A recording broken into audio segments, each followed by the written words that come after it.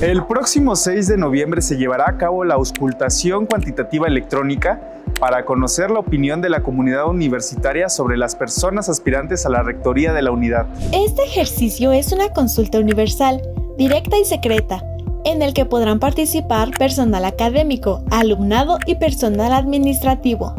Tu participación cuenta. Ejercer tu derecho a opinar también es construir universidad. Participa de manera informada. Tu participación es fundamental.